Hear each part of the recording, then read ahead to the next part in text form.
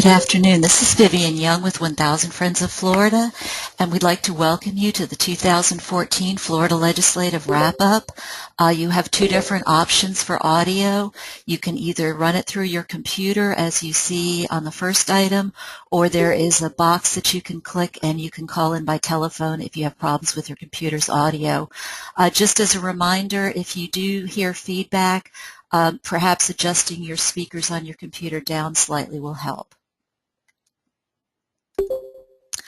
We'd really like to thank the sponsors for this webinar series. They're the ones who allow us to charge such a low rate for the webinars and provide professional certification credits for planners and attorneys.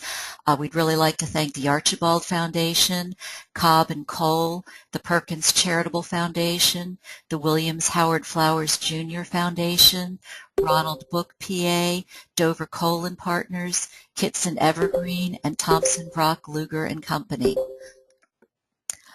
For those of you who are familiar with Dr. John M. DeGrove, he was the father of growth management in Florida and one of the founders of 1000 Friends, and we do this webinar series in his honor. We have one more webinar planned for this spring on June 11th, Florida Planning and Ethics for the 21st Century. You can sign up for it on our website or get email alerts that'll notify you of them. And we're also seeking input on webinars for this fall. So if you have any recommendations on topics or speakers that you'd like, please send me an email at vyoung@1000fof.org, and we'll be happy to look at it. We'll plan on starting the webinars again in September through December and doing them on a monthly basis. Just a little bit of housekeeping. You do have a control panel on your screen, and there is a chat box right here that you can ask any questions that you might have of it. You can either send it just to the organizers or you can send it to everybody, and you click here to find your options on that. And as time permits at the end of the webinar, we will ask as many questions as possible of the presenters. We also have a materials box, and on this we have posted the PowerPoint for this presentation, as well as some charts on appropriations in general and also appropriations related to water resources. This webinar has been approved for legal credits by the American Institute of Certified Planners, CEC credits for certified floodplain managers, CLEs for Florida attorneys. We have applied for CEHP credits for environmental health professionals, but haven't heard back yet. But we will post that information on our website as soon as we hear about it. I just wanted to tell you a little bit about 1000 Friends of Florida. We were founded in 1986, and we're a nonprofit membership organization. We focus on saving special places and building better communities, and we have a bipartisan board of directors, and we encourage you to follow up for our alerts and follow us on Facebook and Twitter. We try to provide the latest information on what's happening regarding planning and growth management issues in Florida. At this point, I would like to ask Charles to talk about the presenters today. Thanks, Vivian. I'm going to introduce our distinguished panel. I'll begin with Lester Abinger. He's a board member emeritus at 1000 Friends of Florida, including serving as one of our past chairmen. He's also chair for the Trust for Public Lands Florida Advisory Council and serves on that National Leadership Council. He chairs the Florida Conservation Campaign and is a director and chair of the Finance Committee. He's past chair of Leadership Florida, the Seaside Institute, and the City of Tallahassee's Urban Design Commission. He's a graduate of Davidson College and serves on its Board of Visitors. Lester's a Knight Fellow at the University of Miami School of Architecture. Next is myself, and I'll just let you know that I've been president of 1000 Friends of Florida since 1998, and prior to that had been the division director at DCA's Division of Resource Planning and Management. I was able to serve as a field representative for the Nature Conservancy in Virginia, and had quite a run down in the Keys with comprehensive planning under the Area Critical State Concern program there. Next is Janet Bowman. She's the Director for Legislative Policy at the Florida chapter of the Nature Conservancy. She's been there since 2007. She's also a former legal director at Thousand Friends of Florida from 2001 to 2006. And she previously served as an attorney with the Senate Community Affairs Committee in the legislature, as well as the Legislative Committee on Intergovernmental Relations, and prior to that, a senior attorney for the Department of Environmental Protection. She's a member of the Executive Council of the Environmental and Land Use Law section of the Florida Bar. And last, we have Jamie Ross, who was unable to join us today, but we will go through her PowerPoint presentation. She is our Affordable Housing Director here at 1000 Friends of Florida since 1991. She's president of the Florida Housing Coalition, director of the Florida Community Land Trust Institute, and the Florida Nonprofit Housing Advocates Network, as well as being a member of the National Board of the Innovative Housing Institute. She's past chair of the Affordable Housing Committee of the Florida Bar section. She's commissioner with the Florida Affordable Housing Study Commission and a board member of the National Low Income Housing Coalition. Jamie was named a Johnson Community Fellow by the Fannie Mae Foundation in 2004. And I'm going to turn it over now to Lester for his initial comments. Lester. Thank you, Charles. Good afternoon. Jamie and I are glad to be here with you, and we're also glad that the legislative session is over. It's a hell of a lot easier to talk to you about what happened as opposed to the somewhat perilous effort to try to predict what might happen, which we had done in two previous presentations. I think of note to start with, there were 1,812 bills filed this year. Only 264 of those bills passed. So in some way we could say that the system worked as it's supposed to, the great winnowing out process that we've talked about on previous webinars. The 264 bills are the fewest passed since the 2001 session. As we've also discussed in previous webinars, the legislative session rises and falls is largely determined by what happens with the budget. And the legislature was in the enviable position this year of beginning the session with a surplus of about $1.5 billion. That's billion with a B. A very stark contrast to the real estate recession years when the legislature began its work on the budget with looming deficits and painful choices and very, very difficult budget cuts that were necessary. So again, we have the luxury of a $1.3 billion surplus. The budget that was adopted, some $77 billion, I think very responsibly sets aside $3 billion to the state's rainy day fund, $3 billion in reserves. As we discussed before, that affects in a favorable way the cost of borrowing for the state and the state's credit rating, which also has implications in out budget years, in as much as the state can borrow money for less as that credit rating remains high. On the agenda, in light of the budget surplus, were tax cuts, many proposed initially by the governor, and many of those ultimately adopted by the legislature. Generally some $500 million in tax cuts, and the majority of that was $400 million reduction in the auto registration fees. Those fees were raised during the recession to help overcome projected budget deficits, and so that money is being returned to taxpayers as a result of this budget. Another $100 million or so in other tax cut issues largely, or the large percent of those are in sales tax holidays for school supplies, hurricane preparedness, energy efficient appliances, and a number of smaller items. But again, the cuts come up to about $500 million. In terms of funding on environmental issues, I know Janet is going to go into a bit more detail, but Florida Forever was funded at $57.5 million. Remember that number in the context of historical funding for this program of about $300 million a year. Only $17.5 million of that is actual what we would call cash.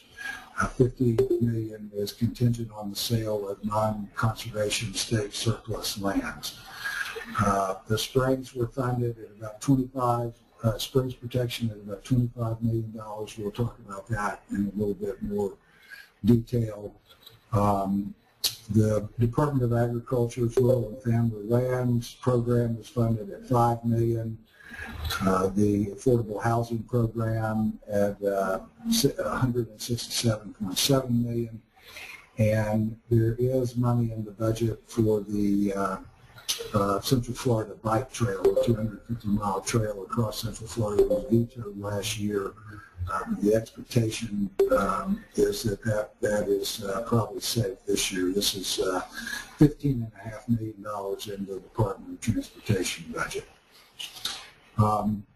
As you might expect, in light of the 1,812 bills filed and only 264 passing, a number of bills that were related to growth management and environmental regulation did not pass.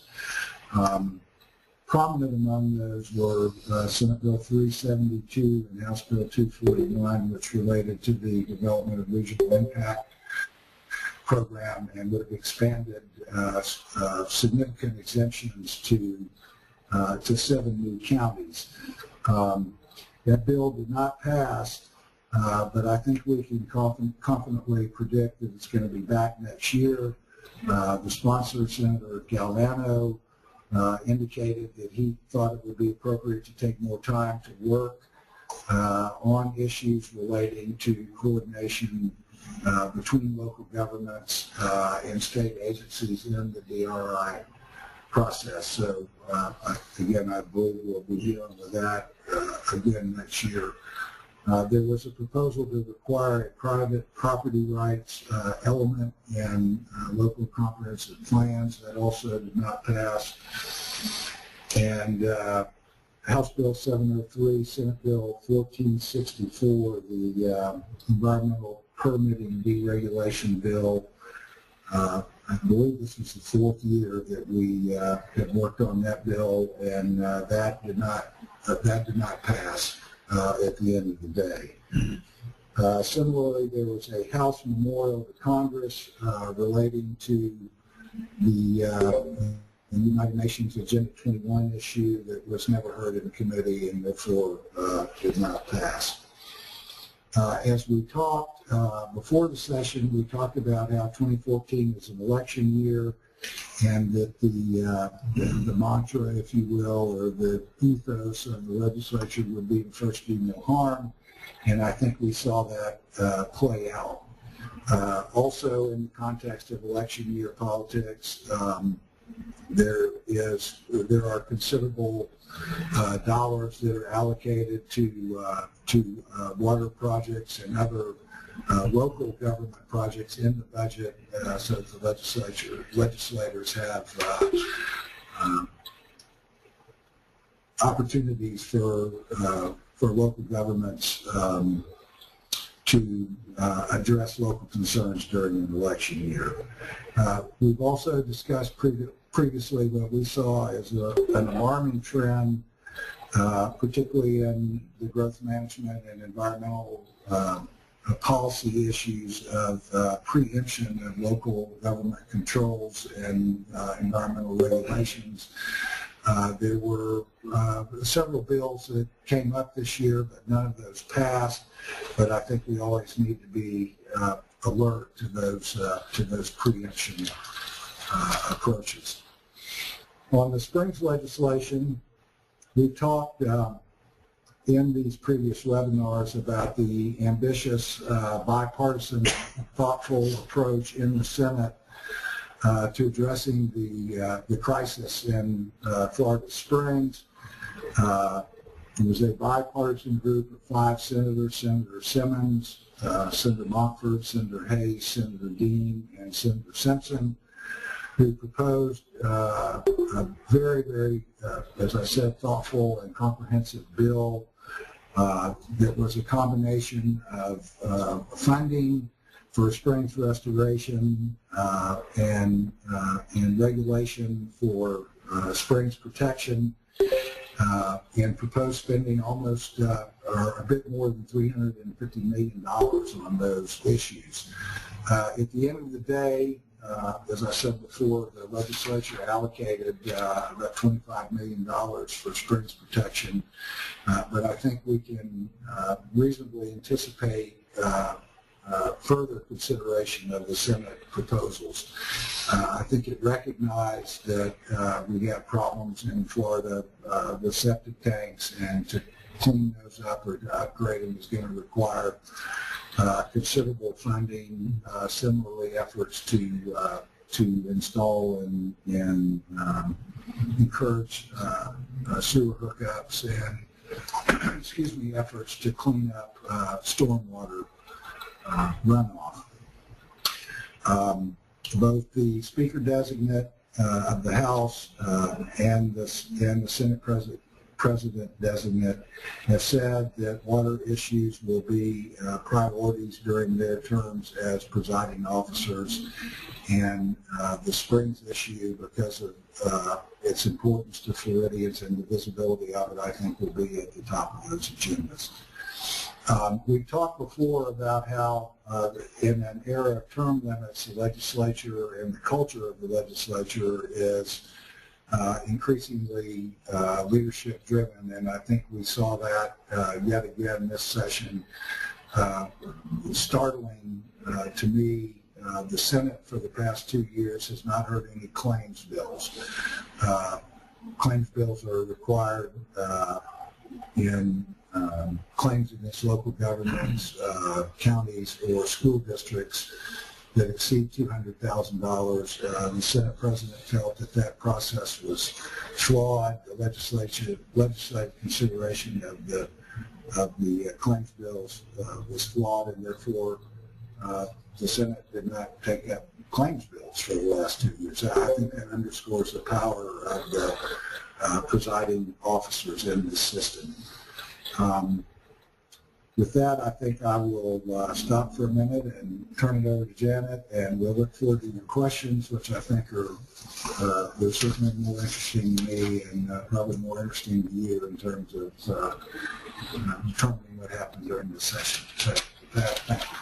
Thanks, Lester. Actually, this is Charles. I'm going to go first and then Janet. But just to repeat what Lester said, it's probably more critical to understand what did not pass rather than what did as far as growth management. And of course, I'm going to start off with House Bill 703. Janet's going to cover the environmental aspects of that and make some additional comments. But that was one of the early bills that drew a lot of attention. Lester mentioned the preemption issue. That was in the forefront of that bill. It would have also directed local governments on how to consider the vote for plan amendments. There were allowances for 30 and even 50-year consumptive use permits. There were restrictions that would have been put on local governments as far as dealing with some of the independent water drainage districts, and also some issues that had surfaced both in Martin County and Alachua County dealing with agricultural features either for wetlands or springs protection, as well as property tax assessments. But like Lester said, the bill ultimately did not pass, and that was probably due to a concerted effort by conservation groups and their members and citizens statewide. I think, as Lester said, any bill that got labeled as being controversial did not fare very well in the long run. The next bill, another one that did not pass, Lester mentioned Senate Bill 372. This was the Galvano bill that would have expanded the dense urban land area allocation or exemptions for developments of regional impact.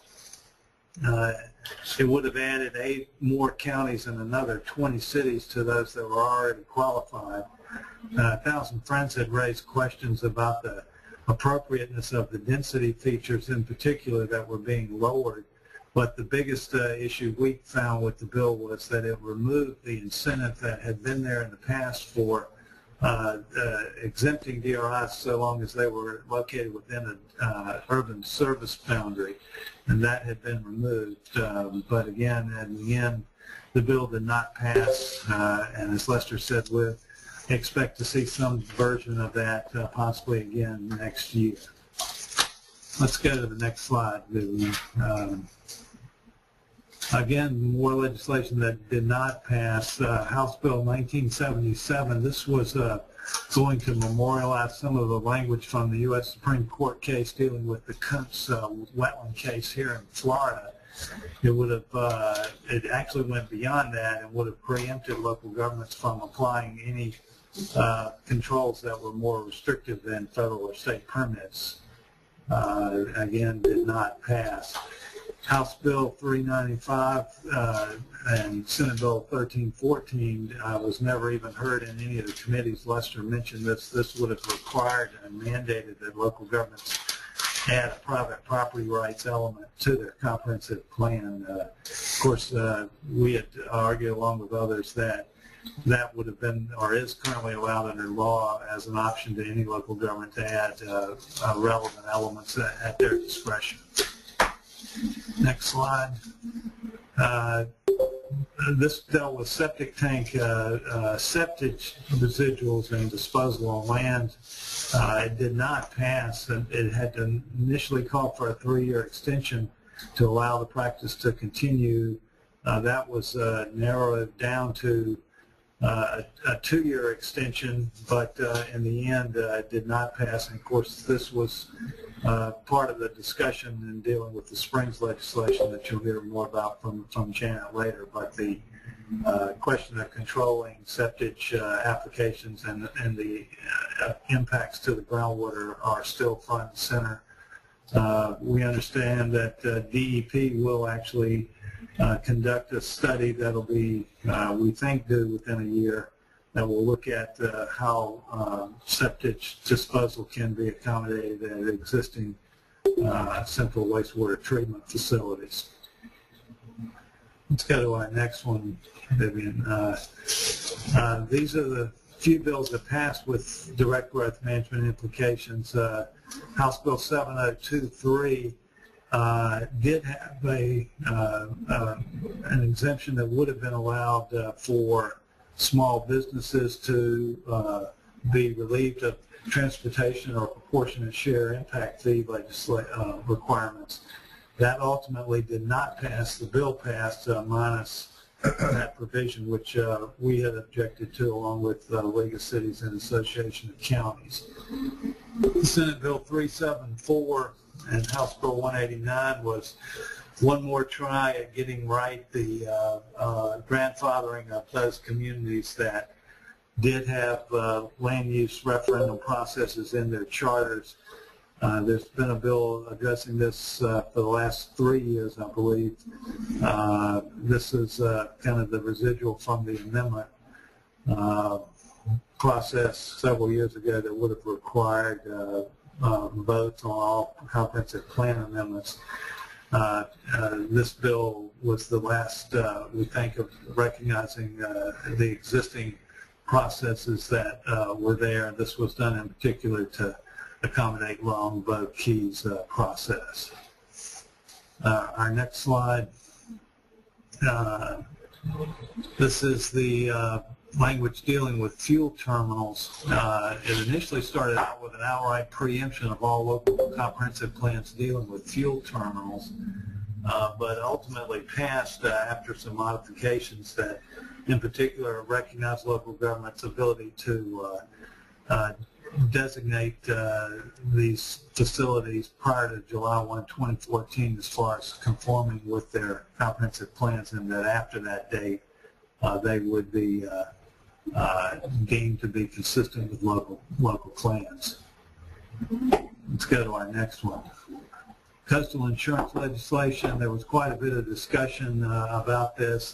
Very few bills actually passed. Two, in fact. The first, Senate Bill 1672, eliminates new condominium units from coverage under the Citizens Property Insurance. Senate Bill 542 also passed, and this was done as an attempt to incentivize private insurers to enter the flood insurance market. There was quite a bit of fallout from the 2012 Bigger Waters federal legislation that was passed to eliminate incentives for coastal insurance in the most hazardous parts of the country. But these incentives were passed. Senate Bill or House Bill 375 died. This would have restricted citizen property insurance policyholders to sinkhole coverage that would be provided through a list of 12 approved contractors. Again, that ultimately did not pass.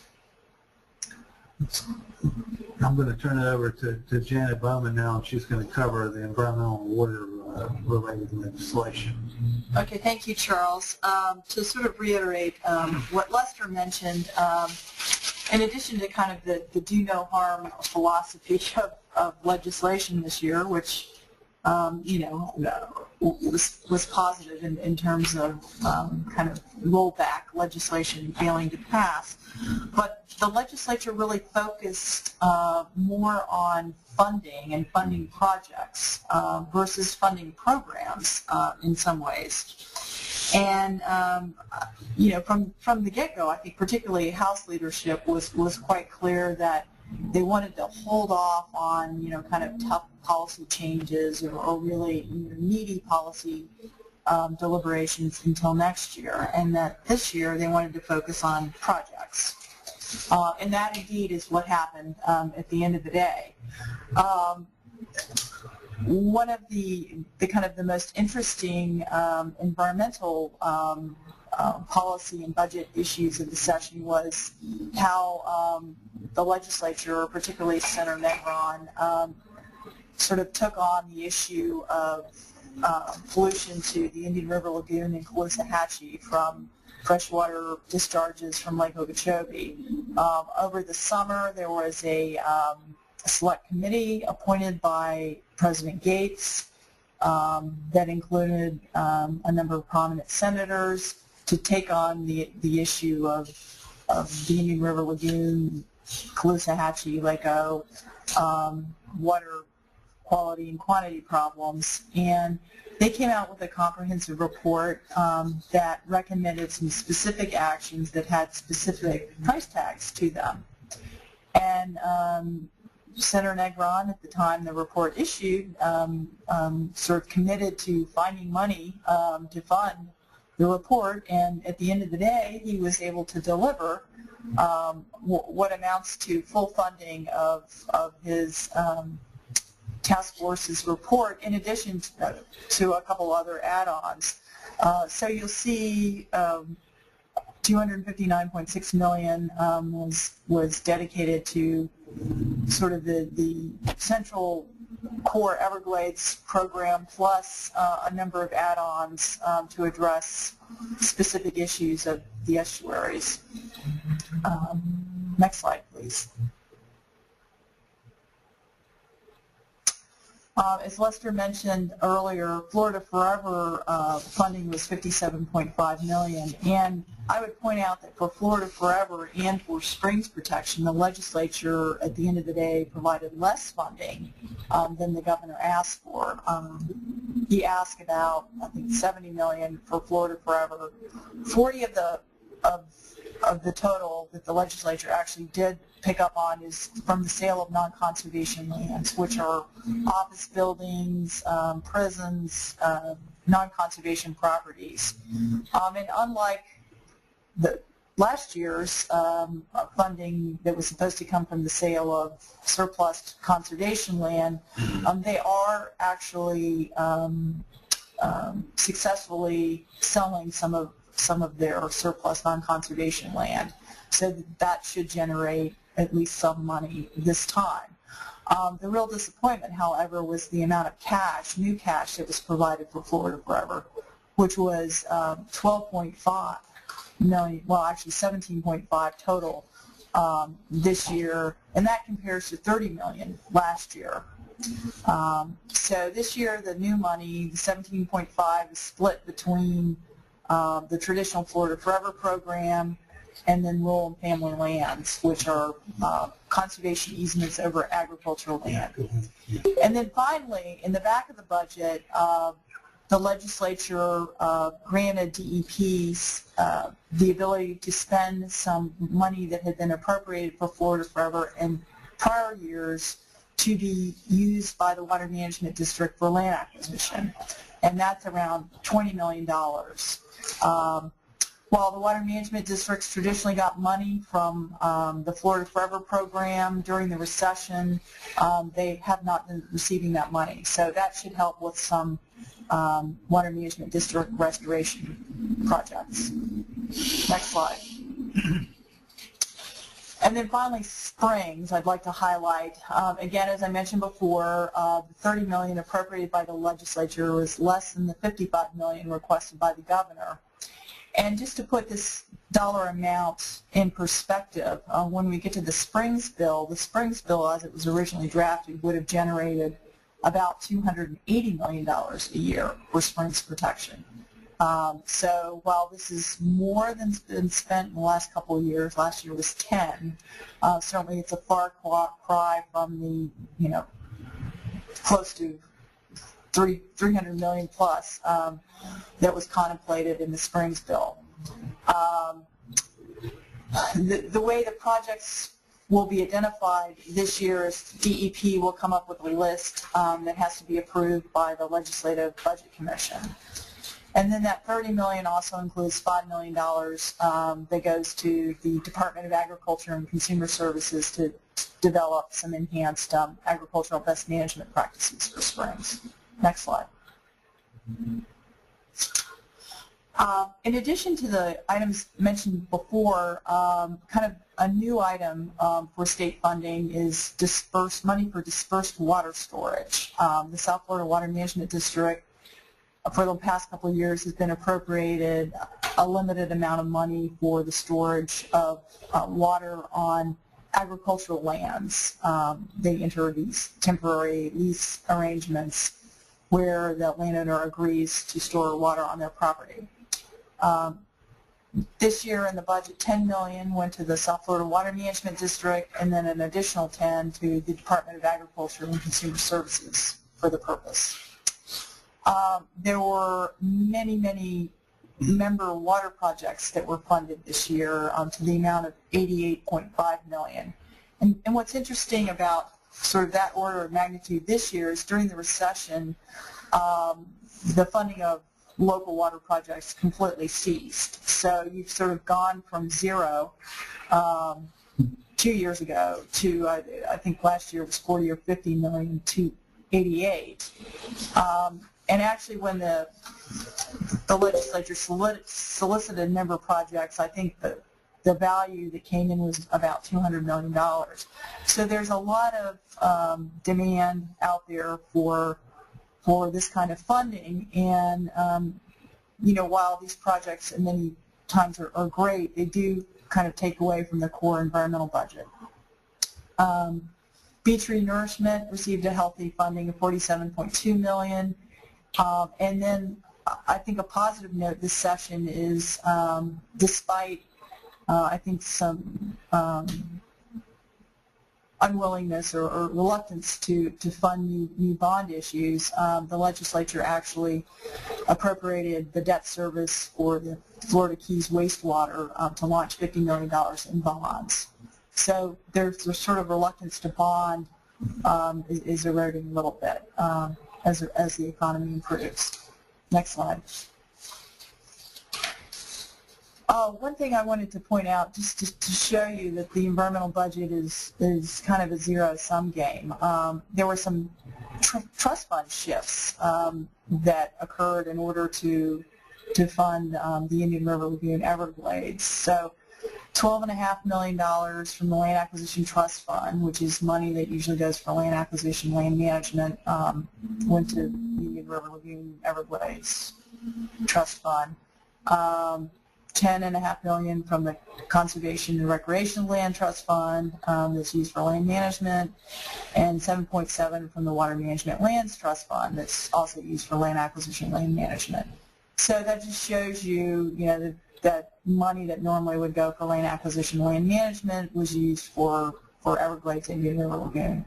Next slide. Shifting to water resource related bills, though clearly the next couple of years are going to be water policy focused. I mean, there were a couple water related policy changes enacted this year. Senate Bill 536 by Senator Simpson authorizes DEP to conduct a study on the expansion of the beneficial use of reclaimed water, stormwater, and excess surface water.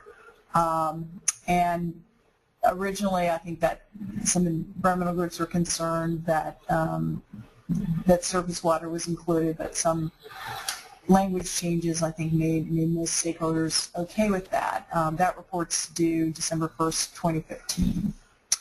House Bill 7091 is the Department of Agriculture and Consumer Services, one of their agency bills that has many provisions, but one that I'd like to point out is it clarifies that agricultural land that's currently receiving an ag tax assessment that's used for the dispersed water storage program continues to retain its ag classification as long as it's participating in the program.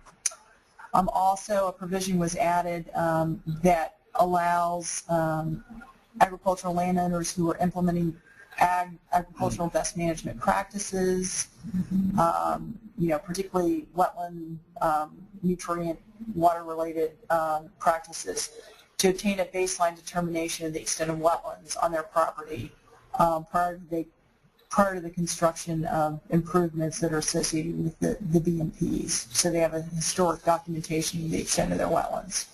Next slide. The Department of Environmental Protection training became House Bill 7093, which was originally a petroleum contamination cleanup bill. That bill was amended to include the contents of a coastal management bill. So that became kind of the limited train this year for DEP. The bill requires DEP to prioritize petroleum contamination sites that pose the greatest threat to public and water resources, and sets forth specific standards for cleanup contracting and reimbursement. So if you're interested in petroleum contamination cleanup contracting, I would take a look at the specifics. For the coastal portion of the bill, the bill expands the list of coastal construction activities that qualify for general permits under the coastal construction permitting program, to include dune restoration, swimming pools associated with single-family structures that do not advance the line of existing coastal construction, and then minor reconstructions of existing coastal armoring. The bill also authorizes DEP to grant concessions in aquatic preserves and associated state uplands, and provides notice procedures for that. and it allows the Florida Coastal Management Program to authorize state agencies and local governments to use additional safety and warning devices in conjunction with beach warning flags. Next slide. Another water resource related provision I wanted to point out is in the Department of Transportation's agency bill, House Bill 7175.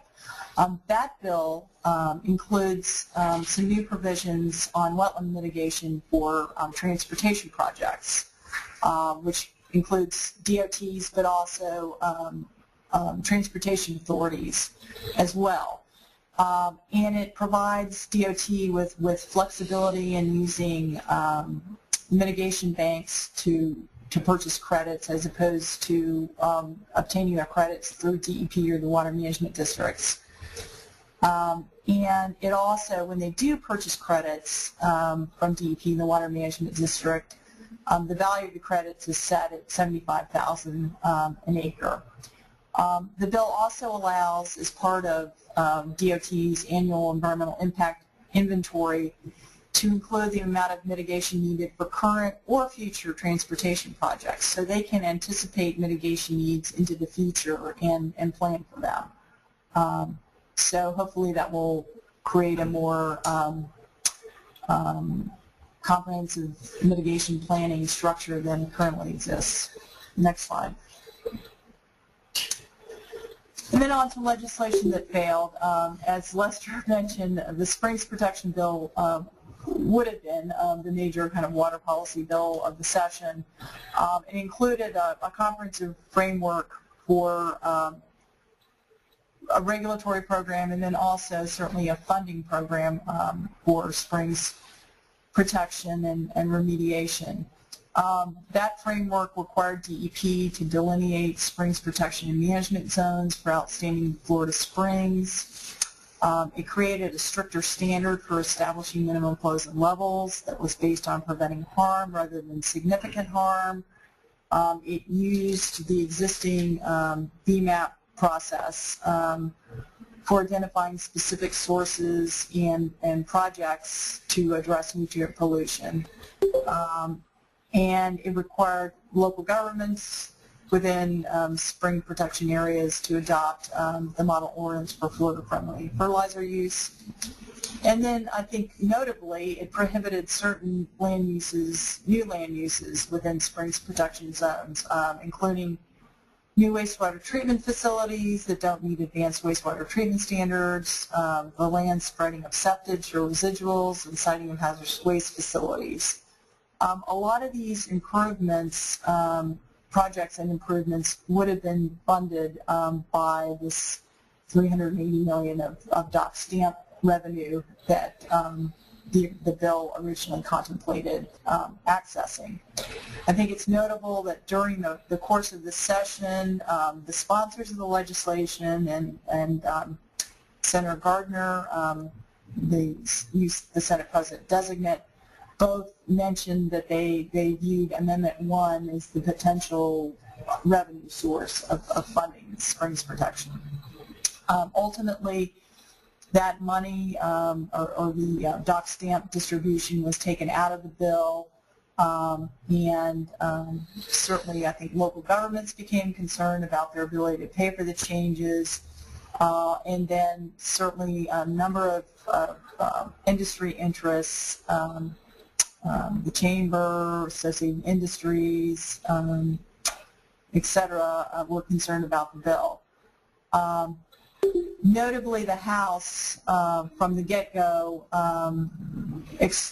basically said that they were not interested in taking up a Springs bill this session. And while the Senate passed the bill unanimously the last week of the session, the House did not take it up, nor did they take up any Springs bill during the course of the session. So this is sort of the stay tuned for the next legislative session to see what happens with springs protection. Okay, next slide.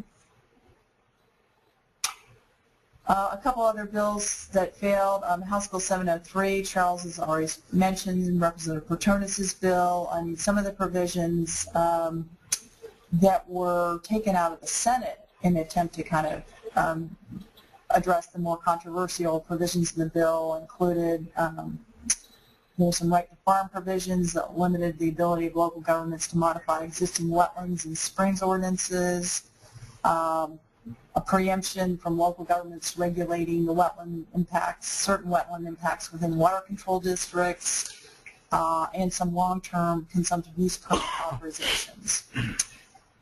And then another bill that didn't pass, Senate Bill 1094, would have created the Nature Coast Aquatic Preserve in Pasco, Hernando, and Citrus, and that would have provided some heightened permitting criteria and management for the coastal resources in that area.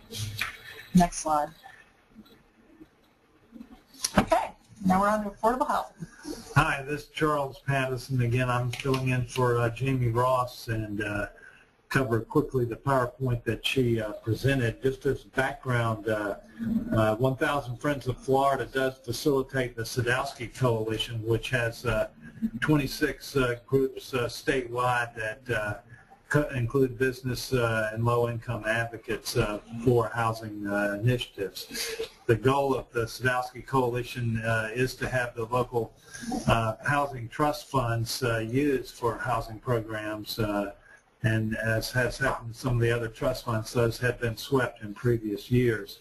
The programs, of course, that are funded are the SAIL and the SHIP program, and for those that aren't familiar with the acronym, the SAIL program is the State Apartment Incentive Loan Program that works to help construct multifamily affordable housing.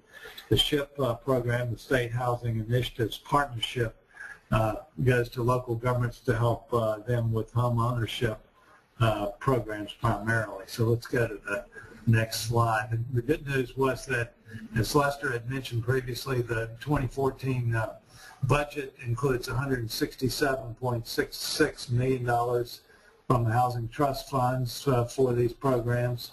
That's $67.66 million for the SHIP program and $100 million for the SAIL program. Jamie made the notation that, of course, that was not all the money that was in the trust fund, but it was a big improvement over the governor's budget, which had proposed sweeping 90% of all the SHIP funds this year. And as she further adds, that would have provided less money for the SHIP programs than would meet the statutory minimums, or the allocation for those. Of course, this is in the General Appropriations Act, and there are specific, dollars identified for these housing projects. The governor, of course, has the ability to have line item vetoes, so we are making or keeping our fingers crossed that this will survive that review. Let's go to the next slide. The SAIL program, again, $67.66 million. As Jamie notes, this is for affordable housing apartments. There is proviso language in the budget that 5% of these funds have to include between 5 to 10% of the units for people with disabilities. And then $10 million is provided to fund a competitive grant program for housing developments. Let's go to the next slide. The SHIP program, $100 million in the budget, and this is for local housing programs that are distributed on a population basis. $350,000 is the minimum allocation there. This would be more money for the SHIP program than it's received in the last 7 years, and will enable local governments to better provide for residents that need critical housing assistance. The proviso language in the budget says that each local government has to use a minimum of 20% its allocation to serve people with special needs. That priority is defined in Section 393.063 of Florida statutes, and there's an emphasis on home modifications, including enhancements that allow homeowners to remain independent and in their own homes. let's go to the next. There was a limited amount of legislation that passed on the affordable housing front. One was House Bill 979 by Representative Peters and Senator Lott-Bala. It was originally created to form a dedicated revenue source for Florida continuums of care, but that was struck. That language was struck. But the funding was put in the General Appropriations Act for $3.8 million, including $200,000 for training and technical assistance on this program. Next slide, please. Another bill that passed, House Bill 5601, that's an omnibus tax bill dealing with community contribution tax credit. And it gives a credit to businesses that make donations to approved nonprofits to develop home ownership programs. And this was largely something used by Habitat for Humanity.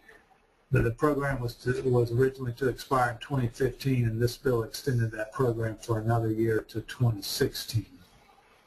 Next slide. Some legislation that did not pass, Senate Bill 644. This would have created a preemption of local land use controls dealing with accessory dwelling units for seniors, disabled persons, or caregivers.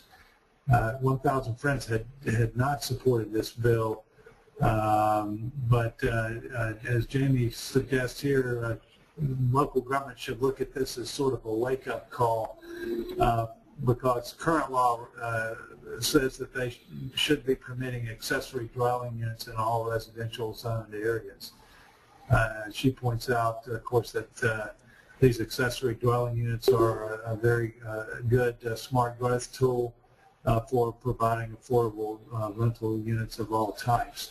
And she's available for anyone requiring assistance to develop an accessory dwelling unit ordinance or for best practices. So please contact Jamie here if you would like assistance in that area.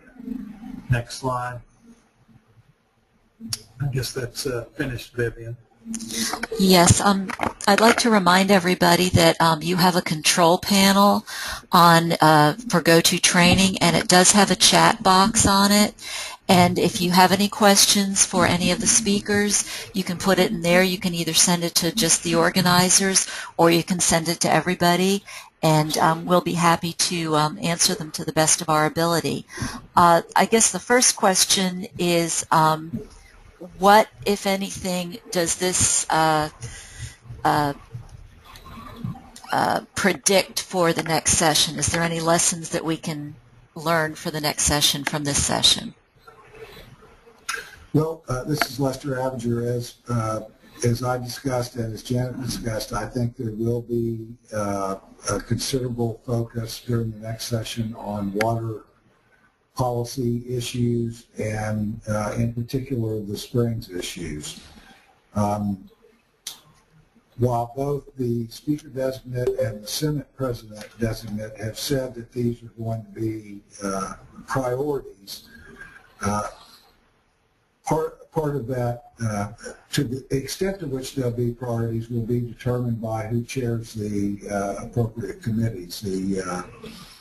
The Senate Environmental Committee and the House Counsel that handles those issues, and of course who will be the appropriators. I mean, if we ever needed a lesson in the power of the appropriations chairman, we need look only to the spending appropriately, in my view, on the Indian River Lagoon Caloosahatchee issues.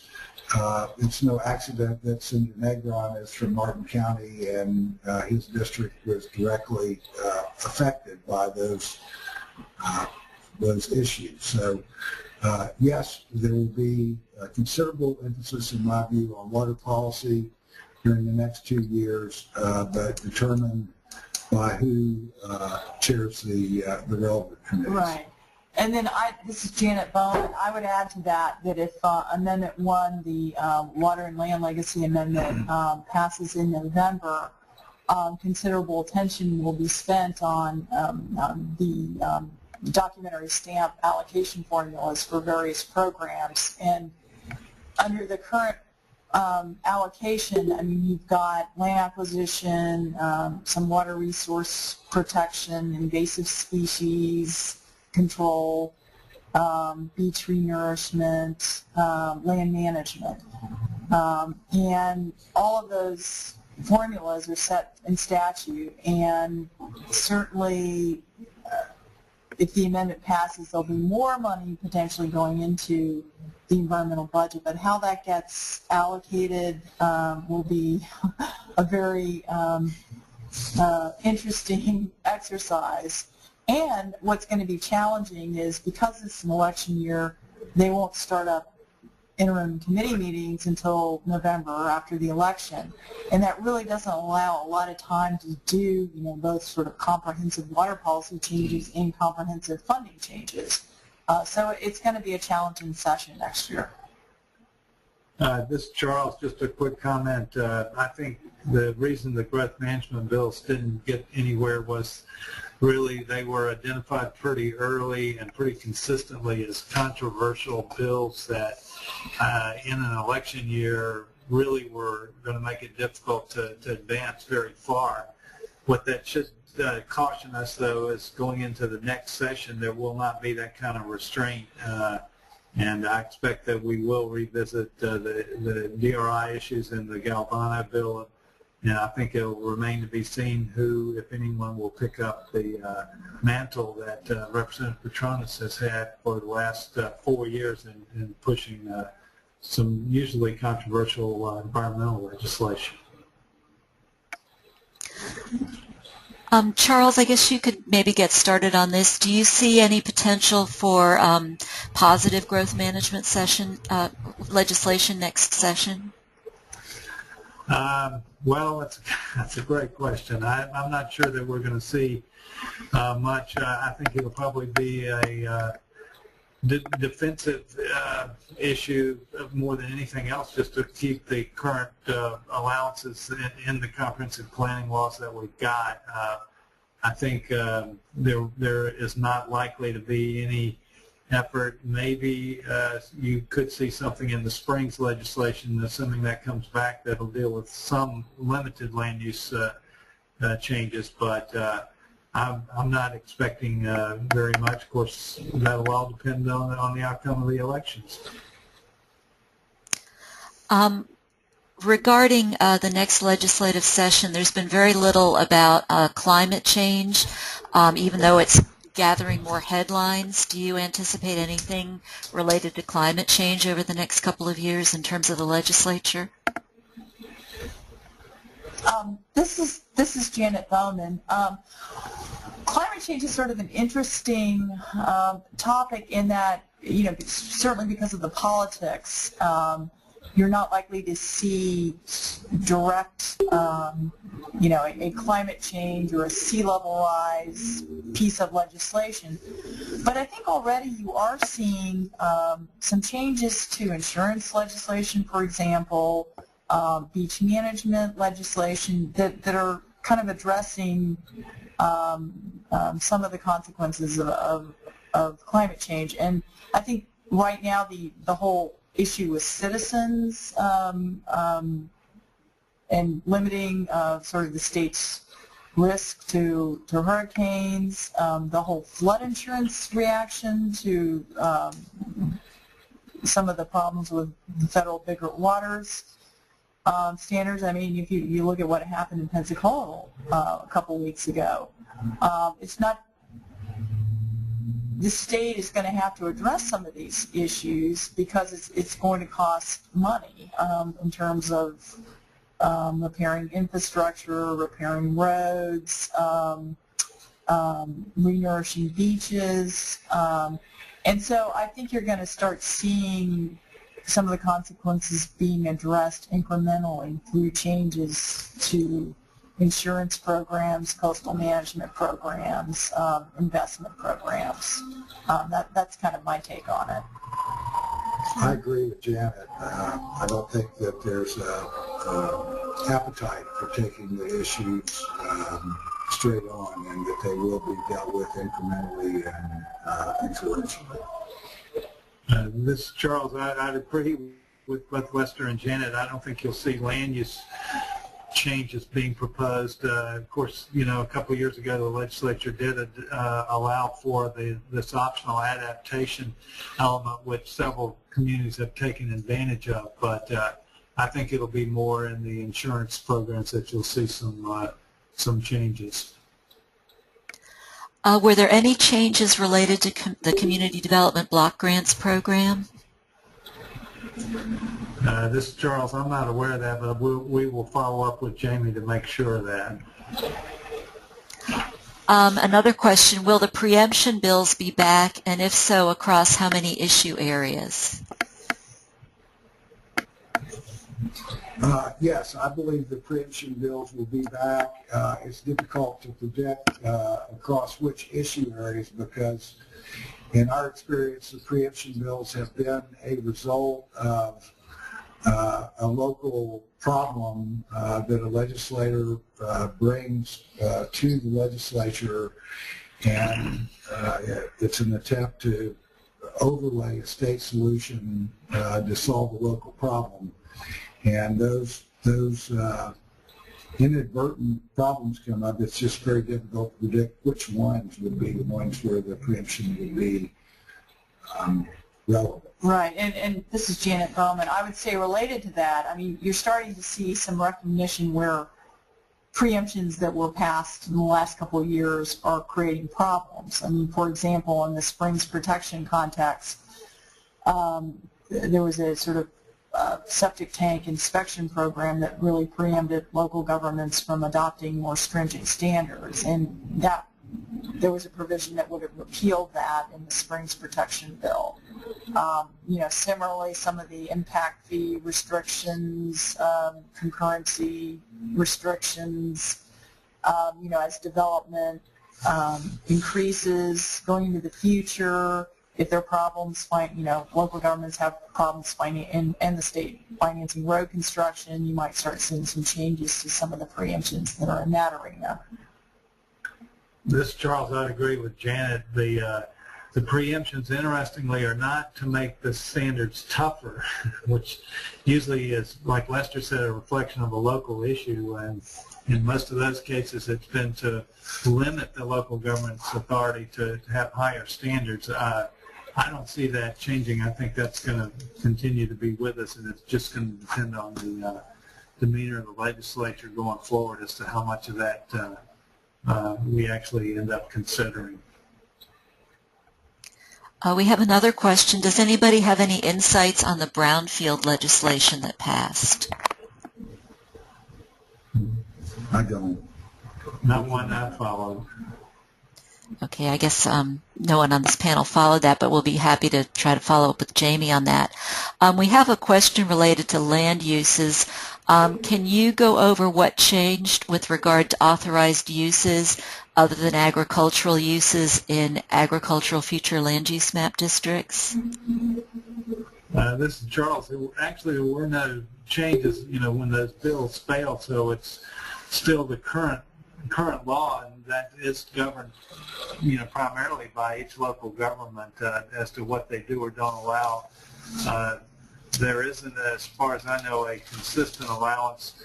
Most of the agricultural areas that I've seen around the state provide, for some very limited housing, usually very low density. Typically, they may provide for certain ag-related industrial uses, but there were no additional, standards or limitations that were imposed when that legislation failed. Another big picture question. A number of damaging bills seem to have been halted this year thanks to calls from citizens. Was that because there is a greater concern about what citizens are thinking, or was it more because it's an election year and there was not an interest in ruffling the feathers?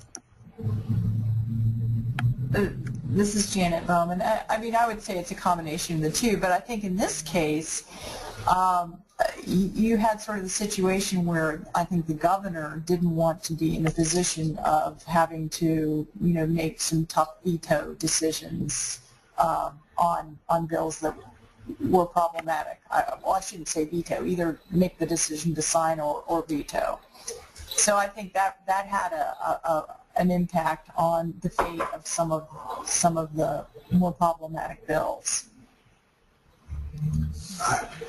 I think that interest from citizens and their ability to express their concerns or priorities to the members of the legislature is always important.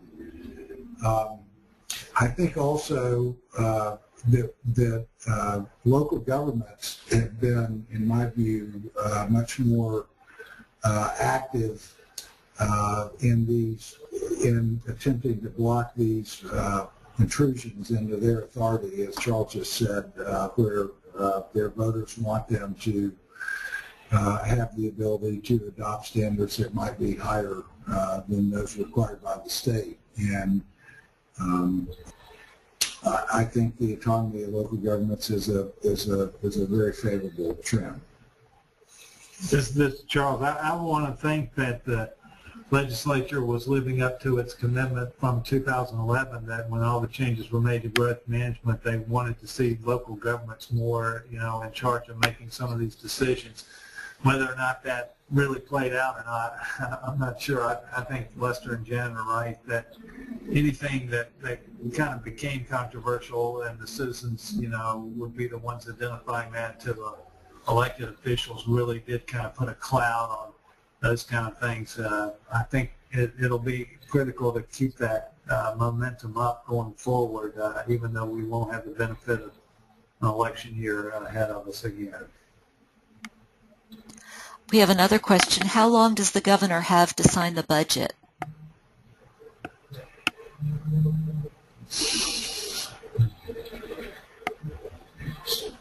Yeah, it depends on when he receives it. I believe it's 10 days, but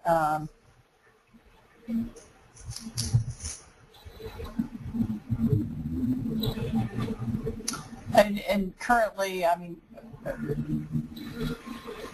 the governor's staff is reviewing the budget, and particularly in the context of to say, member water projects, kind of locally related appropriations. Folks who are concerned about whether their items are going to survive or not are kind of making calls and working on that. So it'll be interesting to see to what extent some of the local projects are vetoed or not. Okay. Is anyone up on Senate Bill 846, which has a proviso for abstaining from voting to assure a fair proceeding?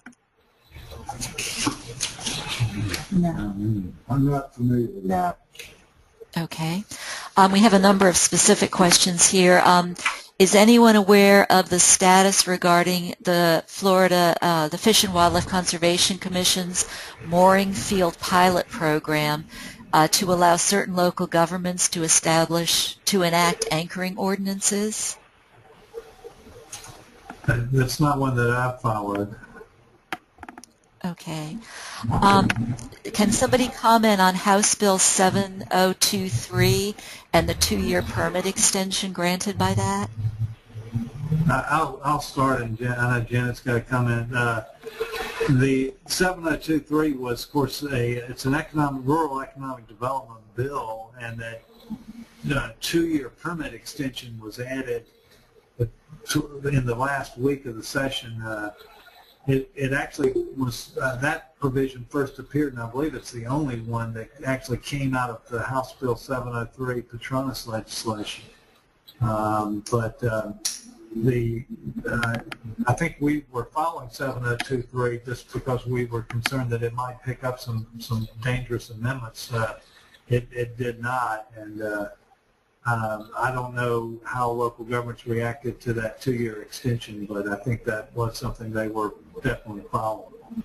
Well, and if I recall correctly, extend for 2 years local government permits, water management district permits, and ERP permits, and DEP permits. So, if you're interested in that, I would take a look at the specific language. And there, I guess in the last, I think every year for the past 3 or 4 years, there's been a 2-year permit extension enacted. They did put a limit on it this year that said no matter which extension you were trying to get from the previous years, including this one, if you qualify, that the maximum allowance is 4 years for any permit extension. Okay. Is anyone aware if there are any extensions to the Florida Enterprise Zone program? No, not. That's another one we didn't specifically follow. Okay. I'd like to encourage people, if you do have any more questions for us, you do have the chat box on your screen, and you can write the question in. You can either send it to the organizers only or send it to anyone else. We do not, at this point, have any other questions. Do any of you have any closing comments you'd like to make at this point? Yeah, this is Janet Bowman. I mean, I would say for those of you who are really interested in, particularly in the water policy area, in particular, it's really important to think about and get in front of what leadership has in mind, and really try to inform and participate in determining what the agenda is next year, because by the time those proposals are out and you're reactive, you're not going to be able to really influence the result. So I think those of y'all who are interested in putting forth any policy, actually, at this point, it's important to sort of get moving on it now and not wait to be reactive. I agree completely with Janet. As we mentioned many times before, particularly to those of you who are interested in advocacy efforts, the legislators are here for a 60-day session.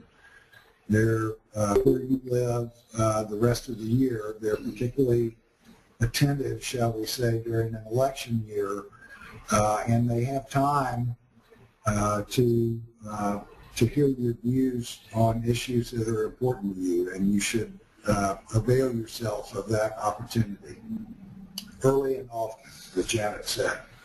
This is Charles. I would agree, in particular on the water issues, that you need to make issues of concern, especially as they relate to Springs, very clear to your legislators. I do worry, though, that given the pronouncements about how important that's going to be for the incoming speaker and president, that not become a kind of an environmental train that gets a bunch of amendments attached to it that many of us might not support, even though the overall bill will be critically important. We did have a few more questions come in. We'll take one or two more, and then we will wrap up. The first one is thanking all of you for all of your great work this session, and asking if anyone is involved in the FPL plant transmission line issues discussed by the Cabinet yesterday, or who's taking the lead on that issue. That's not one that Thousand Friends has been directly involved with. That involves the Turkey Point licensing for 2 new nuclear power plants, as well as the power line siting. I know there were a lot of local government issues, as well as some other organizations that were questioning whether or not that was appropriate. And the final question is, what is the likelihood of doing away with the DRI program altogether, and what would be your thoughts on that? I'll start. I think that's going to take a rather comprehensive discussion with American Planning Association, Thousand Friends, some of the other conservation groups as well as the business and development interest. I think to be totally open about it, the discussion on the Galvano bill had a lot to do with not necessarily the problems with exempting certain local governments from handling the DRI process, but what that did or didn't mean to their adjacent neighbors, many of which were rural areas that had not previously had to deal with the level of impact from a DRI. Of course, we've tried in the past to,